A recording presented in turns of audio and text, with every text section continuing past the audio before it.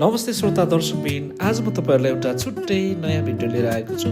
विशेष त भर्खरै निर्वाचन समापन भएको छ र नवनियुक्त सांसदहरूले शपथ ग्रहण कार्यक्रम पनि चाँडै हुँदैछ र म चाहिँ मोरङमा थिएँ र मोरङमा सँगै सुनसरी त नजिक भइहाल्यो र यसै क्रममा सुनसरी क्षेत्र नम्बर 1 बाट श्रम संस्कृति पार्टीका सभामुख अध्यक्ष श्री हर्कराज राईज्यूले श्रम संस्कृति पार्टीबाट सुनसरी क्षेत्र नम्बर 1 बाट विजय हुनुभएको छ र उहाँलाई भेट्नको लागि बधाई दिनको लागि म धरानमा बिहानै पुगेको थिएँ र यसैसँग सम्बन्धित भिडियो मैले तपाईँहरूको माझमा लिएर आएको छु।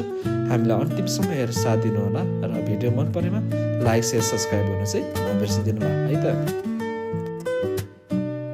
धरान भन्ने बित्तिकै लाउरेहरूको सहर, तर अहिले समाचारमा सामाजिक सञ्जालमा श्रम संस्कृतिको सहर भनेर पनि चिन्न सकिन्छ।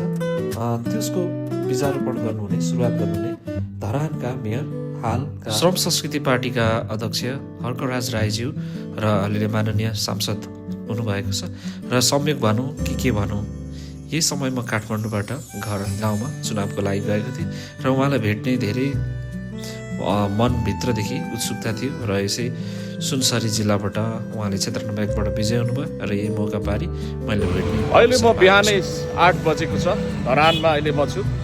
यो हिजो भर्खरै धरान सुनसरी 1 को मत गणना सकिएको छ र श्रम संस्कृति पार्टीका सभापति अध्यक्ष हर्कराज राई, माननीय हर्कराज राईज्यूले विजय हासिल गर्नुभएको छ धरान सुनसरी 1 नम्बरबाट र उहाँलाई बधाई दिनको लागि म श्रम संस्कृति पार्टीको केन्द्रीय कार्यालयमा छु यहाँ धरानमा र उहाँको प्रतीक्षामा आम यतापट्टि टी चिया पसलमा धेरैभन्दा धेरै उहाँका समर्थकहरू मेरो पछाडि देख्न सक्नुहुन्छ।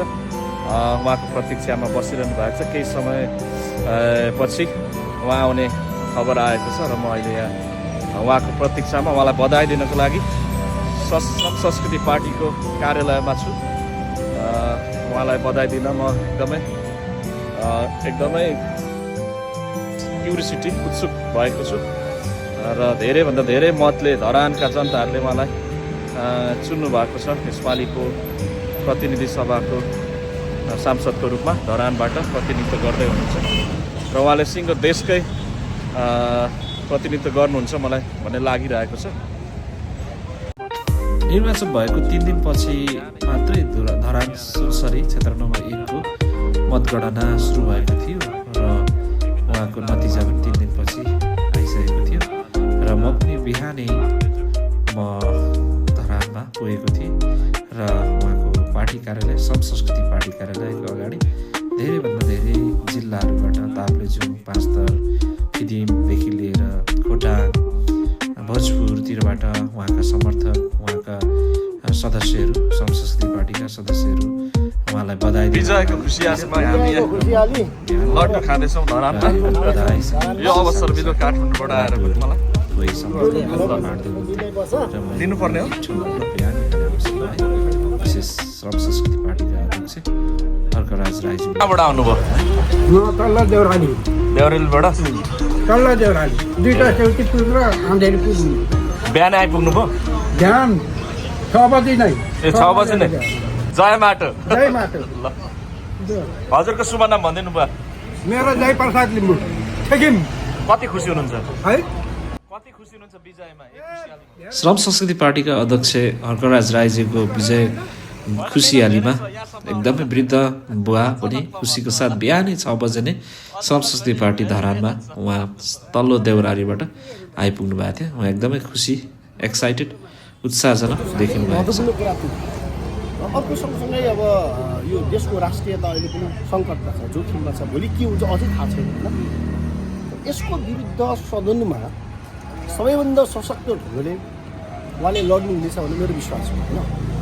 म एकजना कवि, लेखक, साहित्यकारको हिसाबले म उहाँको समर्थक पनि, शुभचिन्तक पनि र आलोचक पनि हो साथसाथै होइन।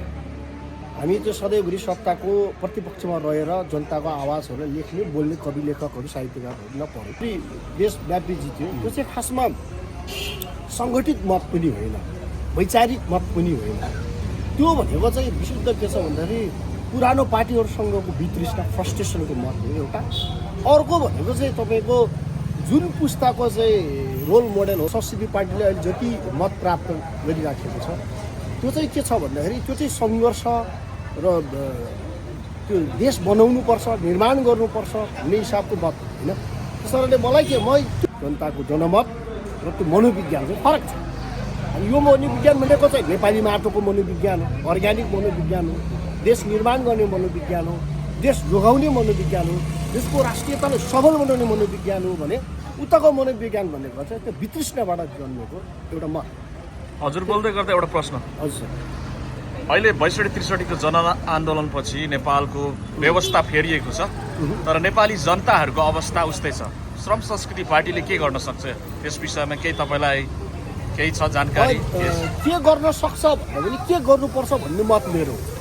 म एकजना कवि लेखक साहित्यकार र सधैँभरि सत्ताको प्रतिपक्षमा राखेर रहेर लेख्ने भएको हुनाले श्रम संस्कृति पार्टीले चाहिँ जुन अघि मैले अगाडि बढ्नुपर्छ। यसको मतलब के हो भन्दाखेरि चाहिँ अब हर्क साङपाङको नेतृत्वमा जुन सदनमा संसदले एउटा टिम पुग्दैछ उहाँले चाहिँ समग्र चाहिँ के छ भन्दाखेरि देशलाई एकताबद्ध कसरी बनाउने, देश निर्माणको सन्दर्भ, श्रमको संस्कृति निर्माणको सन्दर्भ, राज्यको पुनर्संरचनाको सन्दर्भ, जुन यो जुन चाहिँ तपाईँको तल ग्रासरुट लेभलमा उठिरहेका मुद्दाहरू जस्तो पहिचानको मुद्दा छ, नामाङ्कनको मुद्दा छ, सङ्घीय संरचनाको कुरा छ, यसले प्र्याक्टिकली जनताको जीवनमा लागू हुने गरेर अगाडि नीति निर्माण बनाएर त्यहाँ प्रवेश गरिसकेपछि बल्ल जनताको जीवनमा अवस्थामा परिवर्तन आउने क्या त्यो कुरामा चाहिँ अब श्रम संस्कृति पार्टी र विशेष गरेर हर्क साम्पाङलाई त्यसो नेतृत्व गर्नु। धेरैजना साथीभाइहरूले मलाई विभिन्न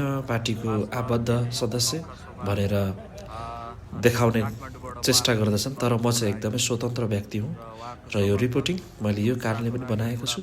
हर्कराज राई, कुलमान घिसिङ, रवि लामिछाने, बालेन शाह, यी जति पनि नयाँ नवप्रवर्तक पार्टीका सदस्य अध्यक्षहरू हुनुहुन्छ उहाँहरू सबै मिलेर समग्र रूपमा देश बनाउनुपर्छ। जे चाहेको थिएँ मेरो एउटा न्यूनतम चाहना थियो कि न्यूनतम चाहना थियो कस्तो भन्ने कम्तीमा मैले चाहिँ के चाहेको थिएँ अरू जेसुकै होस् हरगति चाहिँ आउनै पर्छ न्यूनतम चाहना थियो। हरगति आउनुपर्छ अनि अर्को भनेको राष्ट्रिय रूपमा त्यो दल हुनुपर्छ भन्ने सुरुवात उहाँले गर्नुभएको छ र यसरी राष्ट्रिय दल बन्ने क्रममा अगाडि बढेको चाहिँ गाह्रो होइन, मत गर्न अझै भएछ। स्वतन्त्र हेर्नै मागिन्छ धरानमा यो हरगति आउनु मेरो त्यति भए पुग्यो कि उहाँका एउटा समर्थकहरू हरगति नै काटेको छ उहाँलाई शुभकामना बधाई दिन अनि सरकारमा त जहाँसम्म लाग्छ म जानुहुन्न होला, यो दृश्यले म जानु जस्तो मलाई लाग्दैन। मेरो व्यक्तिगत विचार हो। कतिको खुसी हुनुहुन्छ एकदम उहाँको विजयमा? एकदम खुसी छु। उत्साह हुनुहुन्छ नि? एकदम नसोचेको मतहरू चाहिँ वास्तवमा आयो, थोरै मतले पराजित भइयो। अहिले अब हाम्रो अत्याधिक मात्रामा त्यो समानुपातिकमा अत्याधिक मात्रा भोट झर्दैछ र अगाडि मास्टर जिल्ला अगाडि नै छ, अगाडि छ र अब अगाडि हुन्छ। के भन्नुहुन्छ हर्कराज सरलाई? उहाँ चाहिँ एउटा यो देशको सबै पार्टीको भन्दा देशभक्ति राष्ट्रभक्ति भनेर सम्झेको छौँ। माटोलाई माया गर्ने, एकदम देशलाई माया गर्ने सबै पार्टीभन्दा अहिलेसम्म उहाँ नै हो गर्ने। अब केही गर्छ भने उहाँ लागि पनि छ। उहाँलाई के भन्नुहुन्छ? बधाई दिनुहुन्छ? उहाँलाई एकदम बधाई छ। उहाँले एकचोटि प्रधानमन्त्री हुनुपर्छ र मात्रै देशले एउटा के अरे मुहार फेर्छ। हजुरको शुभ नाम भनिदिनुहोस्। मेरो तेजबहादुर आङ्बो, पाँचतर्फको फालेलुङ वार्ड नम्बर 7। धन्यवाद तपाईँको विचारको लागि। हस् हजुर, हस् हस्। देश र माटो र नेपाली जनताको आवाज बोल्नुहुन्छ भन्ने मलाई एकदमै आशा लागेको छ। अत्याधिक मतले विजय हुनुभएको छ उहाँलाई मेरो तर्फबाट, व्यक्तिगत तर्फबाट हार्दिक धन्यवाद। अर्को सरलाई हार्दिक बधाई। श्रम संस्कृति र प्रविधि यी तिनैवटा कुरालाई अगाडि बढाउँदै देशका विशेषतः संसदमा आम माटोका भुइँ मान्छेका आवाजहरू बोल्नुहुन्छ भन्ने अपेक्षा राखेका छौँ र उहाँलाई हार्दिक बधाई र शुभकामना। र यसै गरी हामी अर्को भिडियोमा धरानमा हर्क साम्पाङज्यूले गर्नुभएका एकदमै उल्लेख्य कामहरू, श्रम संस्कृतिका कामहरू देखाउनेछौँ र अहिलेलाई हामी बिदा हुन चाहन्छौँ। दृश्य अन्त्यसम्म हेरिदिनु भयो यहाँहरू सम्पूर्ण दर्शक श्रोताहरूलाई हार्दिक धन्यवाद दिँदै हाम्रो भिडियो कस्तो लाग्यो लाइक र सब्सक्राइब गर्न चाहिँ नबिर्सिदिनु होला भन्दै बिदा हुन चाहन्छु। हस्त नमस्कार, धन्यवाद।